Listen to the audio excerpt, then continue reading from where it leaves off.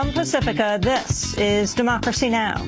If you deny my request for a pardon, I will serve my time knowing that sometimes you have to pay a heavy price to live in a free society. I will gladly pay that price if it means we could have a country that is truly conceived in liberty and dedicated to the proposition that all, and he puts in here women and men, are created equal.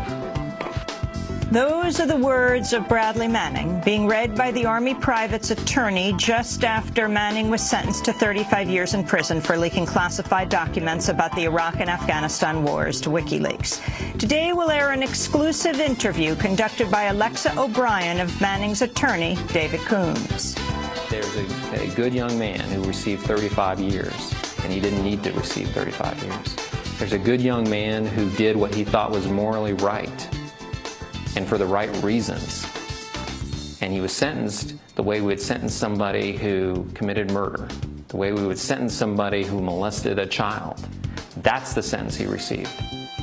All that and more coming up. Welcome to Democracy Now!, democracynow.org, The War and Peace Report. I'm Amy Goodman. Army Private Bradley Manning's been sentenced to 35 years in prison for leaking more than 700,000 classified files and videos to WikiLeaks. The sentence is much longer than any punishment given to previous U.S. government officials who've leaked information to the media. Under current guidelines, Manning could be released on parole in about 7 years. After the hearing, Manning defense attorney David Coombs read a statement from Manning asking President Obama for a pardon. I understand that my actions violated the law. I regret if my actions hurt anyone or harm the United States. It was never my intent to hurt anyone. I only wanted to help people. When I chose to disclose classified information, I did so out of a love for my country and a sense of duty to others. If you deny my request for a pardon, I will serve my time knowing that sometimes you have to pay a heavy price to live in a free society. Manning will begin serving the sentence at Fort Leavenworth, Kansas. Speaking to reporters, defense attorney David Coombs described Manning's initial reaction after the prison term was announced. Myself and others were in tears because this means a lot to us. And so you get this guy, and he looks to me and he says, "It's okay. It's all right. Don't worry about it. It's all right. I know you did your best. It's going to be okay. I'm going to be okay. I'm going to get through this." So I'm in a position where my client is cheering me up, and that shouldn't happen. I should be as the attorney cheering him up. But he is a resilient young man. If nothing else, he is resilient. In a statement just released this morning, Bradley Manning thanked supporters and announced plans to live as a woman under the name Chelsea Manning. Manning said, quote, "As I transition into this next phase of my life, I want everyone to know the real me. I am Chelsea Manning. I am a female. Given the way that I feel and have felt since childhood, I want to begin hormone therapy as soon as possible. I hope that you will support me in this transition," Chelsea Manning wrote. We'll have more on Manning's sentence with an exclusive interview with David Coombs after headlines. Hours after Manning's sentencing, a group of activists gathered outside the White House to demand President Obama grant the request for a pardon. I was not surprised, but I was horrified, heartbroken, disappointed. It was horrible to hear that sentence. We're here to, one, be in solidarity with Bradley Manning, who was sentenced today to 35 years in prison for reporting war crimes. And two, we're here to send a message to President Obama. In other news, estimates of the death toll from the reported chemical weapons attack in Syria range anywhere from 100 to up to 1,600. The Syrian government has denied opposition claims it used nerve agents in bombing rebel-held area of Ghouta east of Damascus. Video footage uploaded to YouTube shows frantic scenes of overwhelmed hospitals, wounded children, and lifeless bodies. Doctors who treated the victims report injuries consistent with nerve gas. If confirmed, it would stand to be the most violent incident in Syria's more than 2-year civil war and one of the worst toxic attacks in decades. But there has been no independent verification so far. The Syrian government would have launched the attack just days after international chemical weapons inspectors arrived in the country. At the United Nations, Deputy Secretary Jan Eliasson said the Syrian government should allow inspectors to visit the site of the reported attack. This represents, no matter what the conclusions are, a serious escalation with grave humanitarian consequences and human consequences. We very much hope that we will be able to conduct the investigation. Dr. Sellström and his team are in place in Damascus.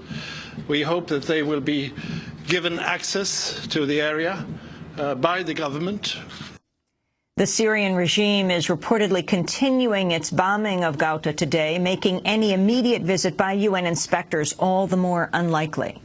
The potential chemical attack in Syria comes around 1 year after President Obama declared that the Assad regime's use of toxic weapons would cross a red line. At the White House, Deputy Spokesperson Josh Earnest said the U.S. will consult with its allies and await further evidence. We've seen these reports. We've consulted with some of our partners in the region about these reports. But that is why we are calling for this UN investigation to be conducted.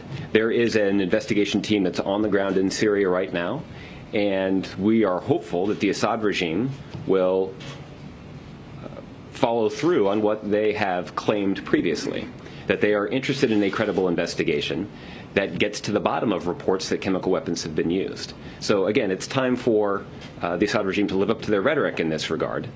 Outside the White House on Wednesday night, a group of Syrian Americans opposed to the Assad regime gathered to urge a strong international response to the alleged attack.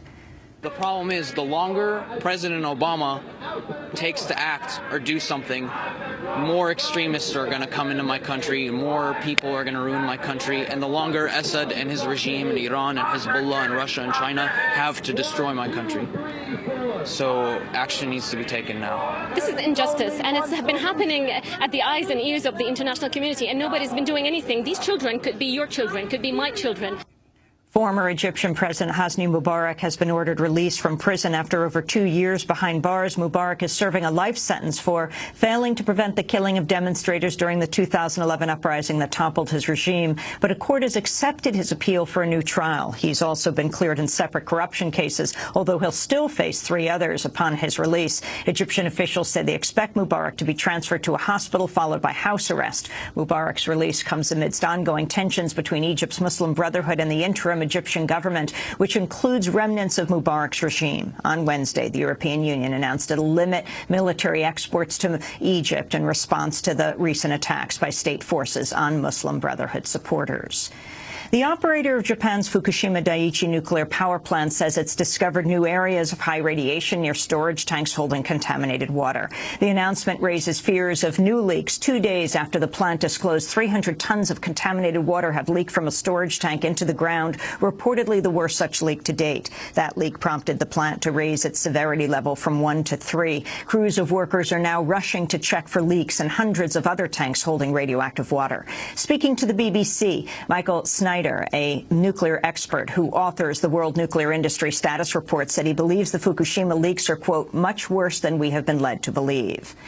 The National Security Agency illegally collected tens of thousands of domestic emails before being stopped in 2011. The disclosure was made Wednesday in a newly declassified order from the Foreign Intelligence Surveillance Court, which oversees NSA spying. The FISA court ordered the NSA to change its procedures after the agency admitted to wrongly collecting up to 56,000 emails a year over a 3-year period. The NSA says the illegal email collection resulted from technical error, not deliberate snooping.